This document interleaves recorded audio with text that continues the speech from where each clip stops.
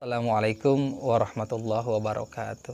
Bismillah, alhamdulillah, wassalatu wassalamu ala rasulillah wa ala alihi wa sahbihi wa mawala. Wala hawla wala quwata illa billahil aliyyil adim. Amma ba'du. Oke sob, gimana kabar kalian? Semoga kalian selalu damai dan sejahtera.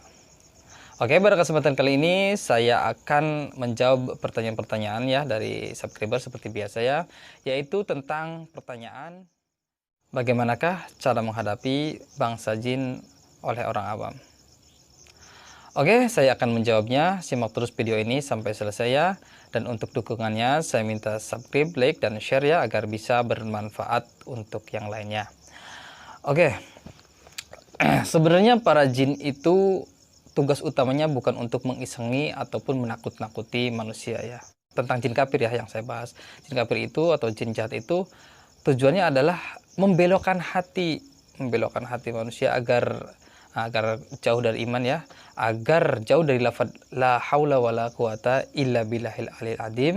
Jadi nanti mereka lupa bahwa semua kekuatan itu bersumber dari Allah, malah mempercayai bahwa jin itu adalah mempunyai kekuatan yang hebat, mempunyai kekuatan yang harus ditakuti seperti itu nanti. Padahal sejatinya jin itu malah takut aslinya, tidak berani terhadap manusia, apalagi manusia yang beriman gitu.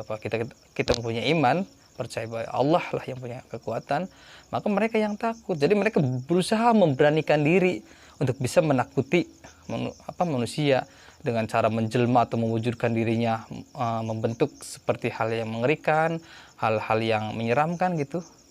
Seperti itu ya, contoh seperti genderuwo, kuntilanak itulah. Itu agar manusia takut dan mempercayai bahwa jin itu punya kekuatan yang hebat, seperti itu. Jadi berani aja ketika kita menghadapi makhluk-makhluk seperti itu. Apabila pun ia menampakkan diri ya, mencoba memberanikan diri menampakkan kita, jangan takut. Bacakan bismillahirrahmanirrahim gitu ya, atau lempar. Ada yang mengatakan ya, katanya apakah jin itu terasa sakit ketika dilempar, apakah jin itu terasa sakit ketika ditabrak atau yang lainnya, apakah sentuhan-sentuhan itu bisa katanya tembus gitu.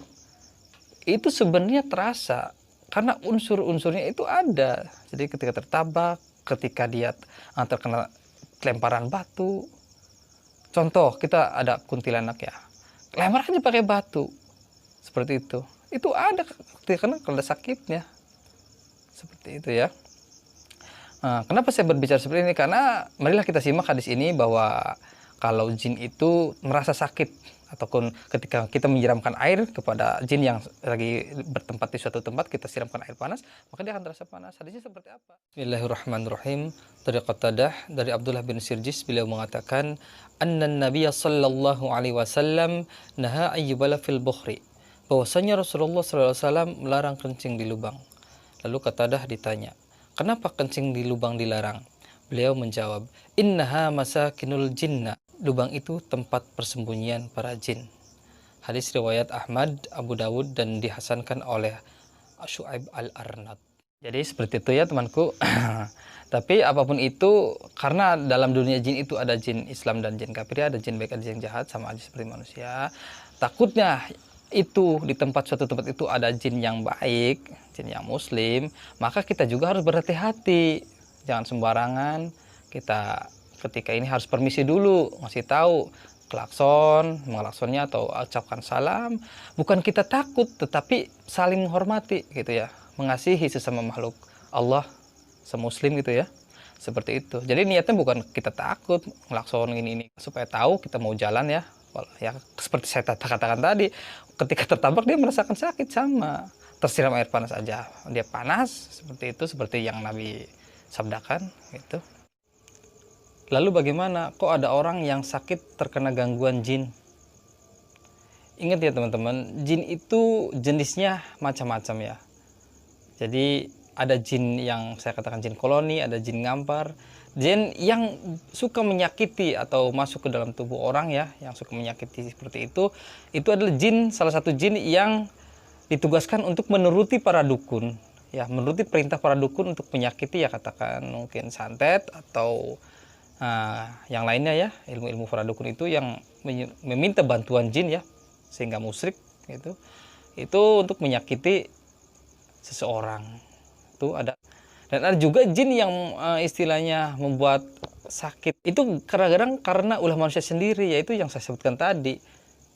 Yaitu karena mereka merasa terganggu ataupun terkena dampak dari perbuatan manusia seperti kencing di tempat-tempat yang sunyi, tidak permisi, atau menyiramkan air panas dengan sembarangan. Mungkin itu akan menjadi dendam ya, karena merasa terganggu jinnya gitu ya.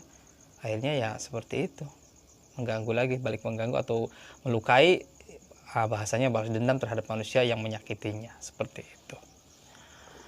Karena jin juga bertingkat-tingkat ya dalam segi kekuatan ya. Seperti manusia, ada yang biasa, ada yang hebat, ada yang sakti gitu ya. Maksudnya seperti itu. Jadi mampu untuk energinya itu mampu untuk mengganggu manusia gitu. Apa terus bagaimana? Ya itu tadi, penangkalnya adalah dengan keimanan. Tidak ada kekuatan apapun gitu. Kalau kita percaya akan pertolongan Allah. Jadi poinnya adalah kita jangan takut terhadap gangguan jin yang mewujud, ya, yang mewujudkan atau menampakkan diri berupa dalam bentuk-bentuk yang istilahnya menyeramkan. Kita tidak usah takut, karena kalau takut berarti kita kalah gitu. Seperti itu. Jadi percaya, imani bahwa la haula wala quwata illa billahil alil adim, tidak ada daya upaya kecuali dari Allah ya, pertolongan Allah. Tidak ada gitu. Ketika ditanamkan seperti itu dalam hati, maka jin pun akan berani mengganggunya. Seperti itu ya temanku. Mungkin itu saja ya jawaban singkat dari pertanyaan bagaimana cara menghadapi gangguan jin ataupun menghadapi makhluk jin itu. Bagi orang awamnya seperti itu tadi. Tidak usah takut kuncinya. Percaya sama Allah. Gitu aja ya. Billahi taufiq wal hidayah. Wassalamualaikum warahmatullahi wabarakatuh.